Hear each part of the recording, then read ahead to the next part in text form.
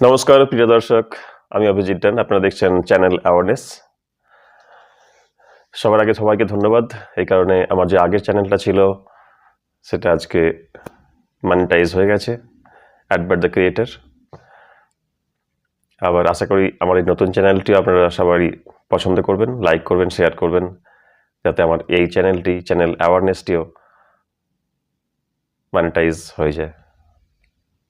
তো সময় নষ্ট না করে আমি শুরু করছি আজকের ছোট্ট ভিডিওটির যে টপিকটি, সেটা হচ্ছে আজকের বাংলার মেয়েদের যেটা লক্ষ্য করেছি আমি, বেশিরভাগ মেয়েরা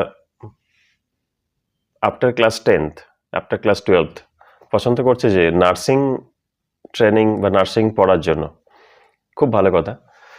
তো নার্সিং পড়ার সময় কলেজ ইনস্টিটিউট থেকে আরম্ভ করে হসপিটালের বিভিন্ন রকম বন্ধু বান্ধব, প্রতিবেশী, আপনার আত্মীয়রা সবাই তো আপনাকে বহু রকম পজিটিভ কথা তো বলবেই, তার ক্যারিয়ার সম্বন্ধে বলবে, ভালো ভালো জিনিস সব কিছু আমি মেনে নিলাম।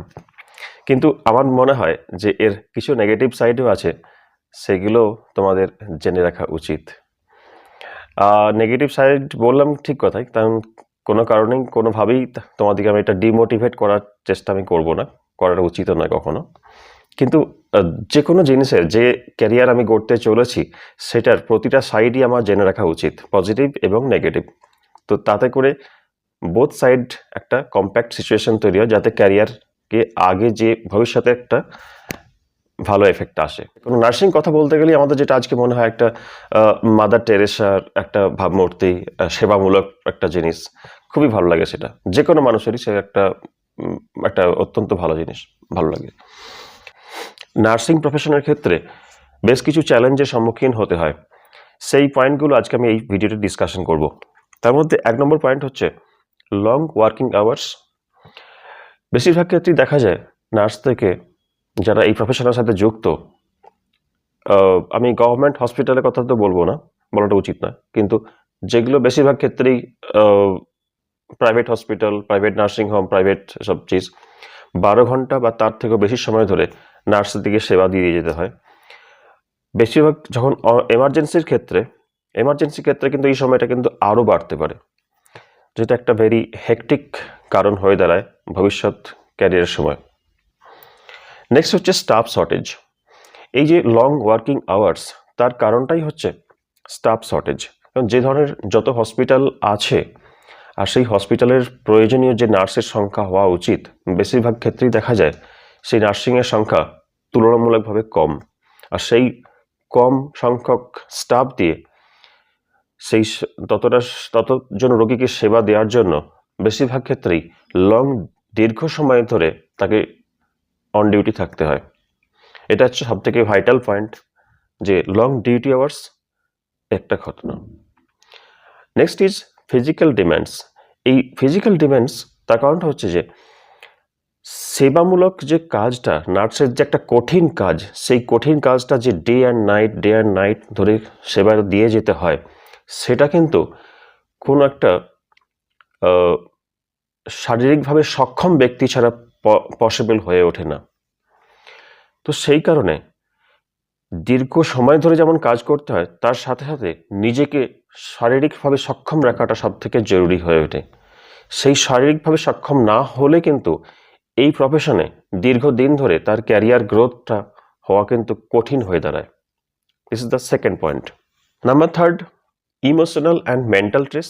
ইমোশনাল অ্যান্ড মেন্টাল স্ট্রেসটা কি হচ্ছে, এমনও দেখা যায় যে বহু রোগীকে দীর্ঘদিন হসপিটালে অ্যাডমিট আছেন, তাদের সেবা করতে করতে একটা ইমোশনাল টাচ আসে। নার্স বা যিনি আছেন তিনি চেষ্টা করেন যে জলদি এটা সুস্থ হয়ে ওঠেন তারা, কিন্তু দেখা গেল যে রোগীটি সুস্থ না হয়ে মারা গেলেন। তো এইভাবে দিনের পর দিন, মাসের পর মাস তার ক্যারিয়ারের দীর্ঘ সময় ধরে এক ধরনের ইম্প্যাক্ট পড়ে তার মাইন্ডের ওপরে, যেটা ভবিষ্যৎ জীবনে একটা মেন্টাল স্ট্রেস ভাবে কখনো দেখা দিতে পারে। যেমন এই কোভিডের সময় চোখের সামনে শত শত রোগী দিনের মধ্যে মারা যাচ্ছে। এই জিনিসগুলো কন্টিনিউ চোখের সামনে দেখতে, এই মাত্র যে রোগীটা সুস্থ হয়ে কথা বলছে, 12 ঘন্টা পেরোলো না তার আগে কিন্তু সে মারা গেল। তো চোখের সামনে এই জিনিসগুলো দেখতে দেখতে তার একটা মেন্টাল মেন্টাল একটা কনজাশন সৃষ্টি হয়, সেটা কিন্তু ক্যারিয়ার ক্ষেত্রে এফেক্ট পড়তে পারে ভবিষ্যতে। এই জিনিসটা কিন্তু তোমরা মাথায় রাখবে। নেক্সট হচ্ছে low wages and lack of incentive. Same চিজ যেটা আমি আগের একটা ভিডিওতে বলেছিলাম, লো ওয়েজেস কম্পারেটিভলি যে ওয়েজেস যে স্যালারি স্ট্রাকচার হওয়া উচিত নার্সিং লেভেলে নার্সিং স্টাফদের জন্য, কিন্তু কম্পারেটিভলি অন্যান্য ইন্ডাস্ট্রির সাথে তুলনা করে দেখা যায় সেই কম্পারেটিভলি সেই স্যালারি স্ট্রাকচার নেই, তার থেকে লো স্কেলে তাদেরকে কাজ শুরু করতে হয়। তার কারণ কি, যে ব্যাকগ্রাউন্ড থেকে এই তোমরা মেয়েরা যারা এই প্রফেশনে আসছো, বেশিরভাগ ক্ষেত্রেই দেখা যায় তাদের একটা ফাইন্যান্সিয়াল সাপোর্টের দরকার। আমি অন্যভাবে কথাটা বলছি না, কিন্তু মানে আজকে গ্রাম বাংলার মধ্যবিত্ত, নিম্ন মধ্যবিত্ত বা বহু পরিবার আছেন যারা চাইছেন, তাদের ঘরের বাড়ির মেয়েরা বোনেরা আমার চাইছে যে তাদের একটা নার্সিং ক্যারিয়ার ভালোভাবে গড়ে উঠুক। তো যখন এই নার্সিং কোর্সটা করতে যাওয়া হচ্ছে, তো সেই কোর্সের পেছনে যে খরচাটা হচ্ছে সেটা যেভাবেই অ্যারেঞ্জ করা হোক, কিন্তু সেই কোর্স করার পরে যে স্যালারিতে তারা অলরেডি সেই পয়সাটা খরচা করে ফেলছে, কিন্তু তারপরে যে স্যালারিতে তাদের অ্যাপয়েন্টমেন্ট করা হচ্ছে, তো কম্পারেটিভলি সেই পয়সাটা ওঠানোর জন্য সেই বাড়িতে একটা প্রেশারই তো থাকবেই। সেই লো স্যালারি স্ট্রাকচারের যে জব, সেখানে তাদেরকে জয়েন করতে হচ্ছে। তো কোথাও না কোথাও একটা শোষণ বা এ ধরনের একটা জিনিস সৃষ্টি হচ্ছে। সেই কারণে এই যে প্রফেশন, তাতে এই জিনিসটার লক্ষ্য করা যায়। 5 নম্বর পয়েন্ট হচ্ছে ল্যাক অফ প্রপার ইনফ্রাস্ট্রাকচার। বহু হসপিটালে এটা দেখা যায়, বেশিরভাগ ক্ষেত্রে যেটা হচ্ছে গ্রামীণ বা রুরাল এরিয়াতে ইনফ্রাস্ট্রাকচার, হসপিটালের যে পরিকাঠামো দরকার, সেই সঠিক পরিকাঠামো, সঠিক যে ইনস্ট্রুমেন্ট, সেইগুলো বহু ক্ষেত্রেই অভাব দেখা যায়। তো সেই যে ট্রেনিং তারা অলরেডি নিয়ে আসছে, যে ট্রেনিং তোমরা অলরেডি নিয়ে এসেছো, সেই ইনস্ট্রুমেন্ট, সেই ইনফ্রাস্ট্রাকচার যদি না পাও, তো সেখানে রোগীর পরিষেবায় ব্যাঘাত ঘটতে পারে। তো সেখানে একটা এই জিনিস কাজ করে যে লোয়ার ইনফ্রাস্ট্রাকচার নিয়ে সেখানে হায়ার রোগীর পরিষেবা দিতে একটা চেষ্টা করতে হয়। তো সেখানে একটা ল্যাকিং সৃষ্টি হয়। হচ্ছে inadequate training and continuing education. বহু ক্ষেত্রে দেখা যায় এটা একটা ভাইটাল পয়েন্ট। গভর্নমেন্ট যে ট্রেনিং সেন্টার ছাড়াও বহু পাবলিক ট্রেনিং সেন্টার আছে, তারা যে পরিমাণ সঠিক অ্যাডিকুয়েট ট্রেনিং দেওয়া দরকার, প্র্যাকটিক্যাল ট্রেনিং দেওয়ার কথা, থিওরিটিক্যাল ট্রেনিং তো যে কোনোভাবেই হয়ে যায়, কিন্তু প্র্যাকটিক্যাল যে ট্রেনিংটা দেওয়া দরকার, সেই ট্রেনিং পর্যাপ্ত না দিয়েই তাদেরকে সার্টিফাইড ঘোষণা করে দেওয়া হয়, যেটা পরবর্তী ক্ষেত্রে একটা বহুত হার্ডলসের সৃষ্টি হয়। যে জিনিস তুমি চোখে দেখোনি, তুমি জাস্ট হয়তো পড়ে এসেছো, মানে পড়েও হয়তো ঠিক করে আসো নাই, তো সেইটা প্র্যাকটিক্যাল ক্ষেত্রে ইমপ্লিমেন্ট করার ক্ষেত্রে একটা বড় রকম ল্যাকিং সৃষ্টি হয়, যেটা হচ্ছে ইনঅ্যাডিকুয়েট ট্রেনিং বলা যায়। সেটা সম্পূর্ণরূপে যে ট্রেনিং সেন্টার আছে তাদেরকে তার দায়ভার নেওয়াটা উচিত, যে ট্রেনিং সেন্টারে ট্রেনিং নিয়ে এত টাকা খরচা করে ট্রেনিং নেওয়ার পরেও সে যদি প্র্যাকটিক্যাল ক্ষেত্রে প্রপার সার্ভিস পরিষেবা দিতে না পারে, তো তার জন্য ডেফিনেটলি সেই ট্রেনিং সেন্টারের দায় নেওয়া উচিত। তো যে কোনো সেন্টারে অ্যাডমিশন নেওয়ার আগে আমি বলবো প্রপার ইনফ্রাস্ট্রাকচার, সেই ট্রেনিং সেন্টারের টোটাল যাবতীয় নথিপত্র থেকে আরম্ভ করে তাদের প্র্যাকটিক্যাল বিভিন্ন যে পুরনো ব্যাচ, সেগুলো চেক করে নিয়ে তবেই সেন্টারে ভর্তি হবে। নেক্সট, এখানে আরেকটা কথা বলে রাখা হলো যে তাদের যে ট্রেনিং সেন্টারের যারা টিচিং স্টাফ আছেন তাদের যোগ্যতা কতটা, বা তারা কি প্রপারলি তারা কোয়ালিফাইড ডক্টর বা যাই লেভেলের হন, সেইগুলো অ্যাডমিশনের সময় বলা হয় অনেক সময় যে সো অ্যান্ড সো ডক্টর এসে ট্রেনিং দেবেন, কিন্তু কার্যক্ষেত্রে 1 মাস 2 মাসের পরে কিন্তু এই ক্ষেত্রে কিন্তু তোমাদের প্রপার ট্রেনিং ইনঅ্যাডিকুয়েট থেকে যাবে, অপর্যাপ্ত থেকে যাবে ট্রেনিং। তো যেটা পরবর্তী ক্ষেত্রে তোমাদের প্র্যাকটিক্যাল এক্সপিরিয়েন্সের ক্ষেত্রে একটা বড় হার্ডল সৃষ্টি হবে। 7 নম্বর পয়েন্ট হচ্ছে এক্সপোজার টু ডিজিজ। বড় একটা রিস্ক নার্সের ক্ষেত্রে, তো বড় ডিজিজকে ভয় পেলে তো চলবেই না। যে কোনো ধরনের যে কোনো ছোঁয়াচে রোগ থেকে আরম্ভ করে ক্রিটিক্যাল ডিজিজে তাদের একদম কাছ থেকে তাদেরকে সার্ভিস দিতে হয়।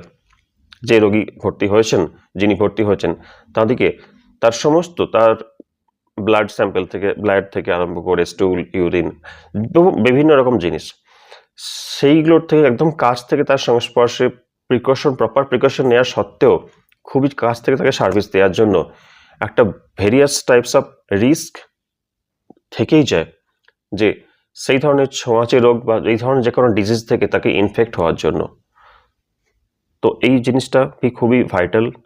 তোমার নিজের হেলথ সাপোর্ট দেওয়ার জন্য proper health precaution support system নিয়েই তবে এই প্রফেশনে আসা উচিত।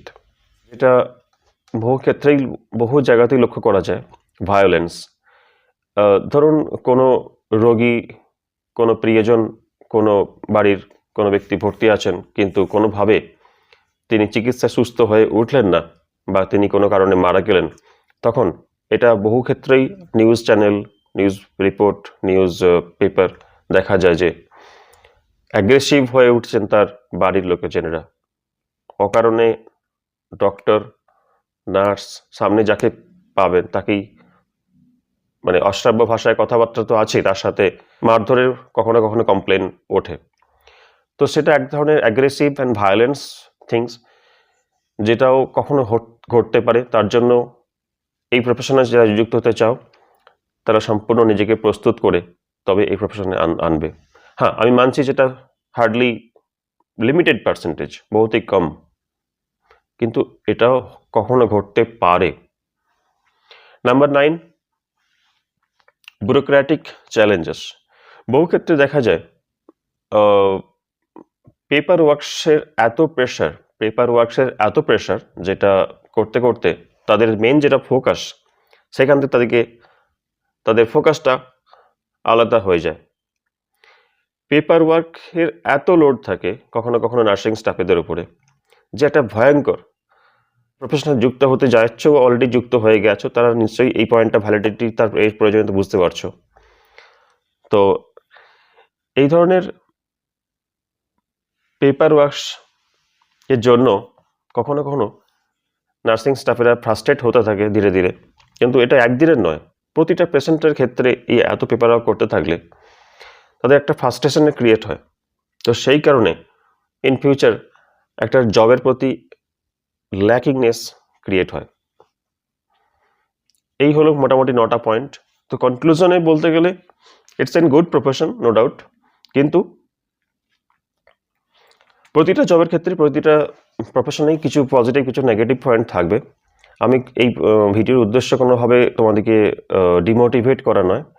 Definitely it's a good profession, but প্রফেশনে যোগ দেওয়ার আগে আমার মনে হয় যে পজিটিভ অ্যান্ড নেগেটিভ দোনো সাইড প্রপারলি জেনে রাখা উচিত, যেটা ভবিষ্যতে অনেক সময় কাজে লাগে, বহু ক্ষেত্রেই কাজে আসে এটা।